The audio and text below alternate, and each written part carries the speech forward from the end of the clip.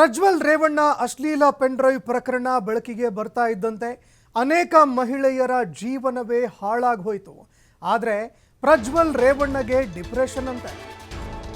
ಪ್ರಜ್ವಲ್ ರೇವಣ್ಣ ಡಿಪ್ರೆಷನ್ಗೆ ಹೋಗ್ಬಿಟ್ಟಿದ್ರಂತೆ. ಅಯ್ಯೋ ಪಾಪ ಅನ್ನುವಂತಹ ಪ್ರಶ್ನೆ ಎದುರಾಗ್ತಾ ಇದೆ. ಪ್ರಜ್ವಲ್ ಬಗ್ಗೆ ರಾಹುಲ್ ಗಾಂಧಿ ಮಾತನಾಡಿದ್ದಕ್ಕೆ ಅವರಿಗೆ ಡಿಪ್ರೆಷನ್ ಆಗೋಯ್ತಂತೆ. ಹಾಗಾದ್ರೆ ಈ ಪ್ರಜ್ವಾಲೆಗೆ ಸಿಕ್ಕಂತಹ ಆ ಸಂತ್ರಸ್ತೆಯರ ಪಾಡೇನಪ್ಪ ಹಾಗಾದ್ರೆ ಅನ್ನುವಂತಹ ಪ್ರಶ್ನೆ ಎದುರಾಗ್ತಾ ಇದೆ. ವಿಡಿಯೋ ಆಚೆಗೆ ಬಂದಾಗಿನಿಂದ ಪಾಪ ಸಂತ್ರಸ್ತೆಯರ ಪರಿಸ್ಥಿತಿ ಹೇಗಾಗಿರಬೇಡ. ಅನೇಕರ ಮೊಬೈಲ್ಗಳಲ್ಲಿ ಈ ವಿಡಿಯೋಗಳು ಅದೇ ರೀತಿಯಾಗಿ ಫೋಟೋಗಳು ಹಂಚಿ ಹೋಗಿದ್ದಾವೆ. ಸಮಾಜದಲ್ಲಿ ತಲೆ ಎತ್ತಿ ತಿರುಗದೆ ಇರುವಂತಹ ಒಂದು ಪರಿಸ್ಥಿತಿ ನಿರ್ಮಾಣ ಆಗಿದೆ. ಅನೇಕ ಮಹಿಳೆಯರ ಮೇಲೆ ಅವರ ಗಂಡಂದಿರೆ ಅವರ ಮೇಲೆ ಅವಮಾನ ರೀತಿಯಲ್ಲಿ ನೋಡುವಂತಹ ಪರಿಸ್ಥಿತಿ ಎದುರಾಗಿದೆ. ಅಪಮಾನಕ ಪರಿಸ್ಥಿತಿ ಎದುರಾಗಿದೆ. ಅವರ ಪರಿಸ್ಥಿತಿ ಹೇಗಿರಬೇಡ. ಆರೋಪ ಹೊತ್ತಿರುವಂತಹ ಆರೋಪಿಗೆ ಡಿಪ್ರೆಷನ್ ಆದರೆ ಅವರ ಪರಿಸ್ಥಿತಿ ಹೇಗಾಗಿರಬಹುದು. ಹಾಗಾದ್ರೆ ದೂರು ಕೊಟ್ಟು ಅನ್ಯಾಯಕ್ಕಾಗಿ ನರಳಾಡ್ತಿರುವಂತಹ ಆ ತಾಯಂದಿರು ಅವರ ಪರಿಸ್ಥಿತಿ ಏನಾಗಿರಬೇಕು, ಅವರ ಕುಟುಂಬಸ್ಥರ ಪರಿಸ್ಥಿತಿ ಏನಾಗಿರಬೇಕು, ಸಮಾಜದಲ್ಲಿ ಅವರನ್ನ ನೋಡ್ತಾ ಇರುವಂತಹ ರೀತಿ ದೃಷ್ಟಿಕೋನ ಏನಾಗಿರಬಹುದು. ಆರೋಪಿ ಪ್ರಜ್ವಲ್ ಆರೋಪ ಕೇಳಿ 1 ತಿಂಗಳು ಡಿಪ್ರೆಷನ್ಗೆ ಹೋದ್ರಂತೆ. ಅವರ ಮೇಲೆ ಬಂದಿರುವಂತಹ ಆರೋಪ ಇದೆಯಲ್ಲ, ಇದನ್ನ ಕೇಳಿ 1 ತಿಂಗಳವರೆಗೆ ಆತ ಡಿಪ್ರೆಷನ್ಗೆ ಹೋಗಿದ್ರಂತೆ.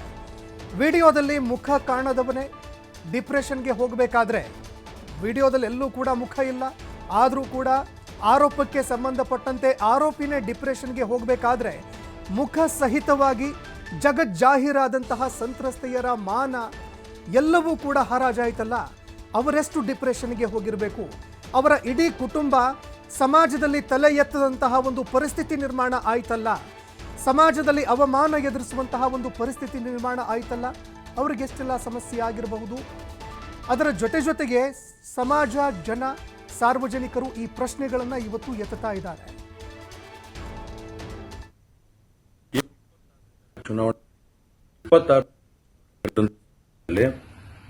ಅವತ್ತು ನನ್ನ ಮೇಲೆ ಯಾವುದೇ ರೀತಿ ಒಂದು ಪ್ರಕರಣ ಆಗಲಿ, ಯಾವುದೇ ಒಂದು ಕೇಸ್ ಆಗಲಿ ಏನೂ ಇರಲಿಲ್ಲ. SITನೂ ಕೂಡ ರಚನೆ ಆಗಿರಲಿಲ್ಲ. ಈ 26ನೇ ತಾರೀಕು ನಾನು ಫಾರಿನ್ ಹೋಗೋದು ಕೂಡ ಇದು ಮುಂಚೆನೆ ಪ್ರೀ ಪ್ಲಾನ್ ಆಗಿತ್ತು. ಹಾಗಾಗಿ ನಾನು ಫಾರಿನ್ ಹೊರಟಾದ ಮೇಲೆ 3-4 ದಿನದ ನಂತರ ನಾನು ಯೂಟ್ಯೂಬ್ ನೋಡುವಂಥ ಸಂದರ್ಭದಲ್ಲಿ, ನ್ಯೂಸ್ ಚಾನೆಲ್ ನೋಡುವಂಥ ಸಂದರ್ಭದಲ್ಲಿ ನನಗೆ ಈ ಮಾಹಿತಿ ದೊರಕುವಂಥ ಕೆಲಸ ಆಯಿತು. ಮಾಹಿತಿ ದೊರಕಿದ ಮೇಲೆ ನಂತರ SITನೂ ಕೂಡ ಏನು ಒಂದು ನೋಟಿಸ್ ಕೊಡುವಂಥ ಕೆಲಸ ಮಾಡಿತು. ಆ SIT ನೋಟಿಸ್ಗೂ ಕೂಡ ನಾನು ಎಕ್ಸ್ ಖಾತೆ ಮುಖಾಂತರ ಮತ್ತು ನನ್ನ ಲಾಯರ್ ಮುಖಾಂತರ ನಾನು 7 ದಿನ ಸಮಯ ಅವಕಾಶ ಕೇಳಿದ್ದೆ. 7 ದಿನ ಸಮಯ ಅವಕಾಶ ಕೇಳಿದ ಮೇಲೆ ಕೂಡ ಅದು ಮಾರನೇ ದಿನನೇ ಏನು ಕಾಂಗ್ರೆಸ್ಸಿನ ಹಿರಿಯ ನಾಯಕರಾದಂಥ ರಾಹುಲ್ ಗಾಂಧಿ ಅವರು ಮತ್ತು ಹಾಗೂ ಎಲ್ಲ ಹಿರಿಯ ನಾಯಕರುಗಳು ಏನು ಓಪನ್ ವೇದಿಕೆಗಳಲ್ಲಿ ಈ ಒಂದು ವಿಚಾರಗಳನ್ನ ಪ್ರಚಾರ ಮಾಡೋದಕ್ಕೆ ಪ್ರಾರಂಭ ಮಾಡಿದ್ರು, ಚರ್ಚೆ ಮಾಡೋದಕ್ಕೆ ಪ್ರಾರಂಭ ಮಾಡಿದ್ರು, ಒಂದು ರಾಜಕೀಯದ ಪಿತೂರಿ ಮಾಡೋಂಥ ಕೆಲಸನ ಮಾಡಿದ್ರು. ಇದೆಲ್ಲ ನೋಡಿದಂಥ ಸಂದರ್ಭದಲ್ಲಿ ನಾನು ಡಿಪ್ರೆಷನ್ಗೆ ಹೋಗುವಂಥ ಕೆಲಸ ಆಯಿತು, ಐಸೋಲೇಷನ್ಗೆ ಹೋಗುವಂಥ ಕೆಲಸ ಮಾಡಿಕೊಂಡೆ. ಹಾಗಾಗಿ ನಾನು ಮೊದಲನೇದಾಗಿ ನಿಮ್ಮೆಲ್ಲರನ್ನೂ ಕ್ಷಮಾಪಣೆ ಕೇಳಿದೆ, ದಯವಿಟ್ಟು ಕ್ಷಮಿಸಿ ಅಂತ ಕೇಳಿದೆ ನಾನು.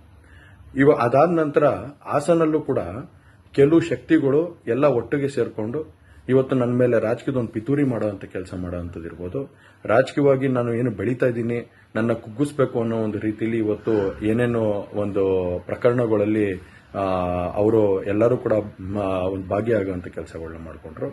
ಹಾಗಾಗಿ ಇವನ್ನೆಲ್ಲ ನೋಡಿದಂಥ ಸಂದರ್ಭದಲ್ಲಿ ಇದ್ದಿದ್ದು ಇನ್ನ ಒಂದು ಆಘಾತ ಆಗುವಂಥ ಕೆಲಸ ಆಗಿ ನಾನೇ ಒಂಚೂರು ದೂರ ಇದ್ದೆ. ಮೊದಲ ಹಂತದಲ್ಲಿ ಅವರು ತುಂಬಾ ಒಂಥರ ಡಿಪ್ರೆಷನ್ ಅಲ್ಲಿ ಇದ್ರು, ಶಾಕ್ ಅಲ್ಲಿ ಇದ್ರು, ದಿಗ್ಭ್ರಮೆಲಿದ್ರಲ್ಲ.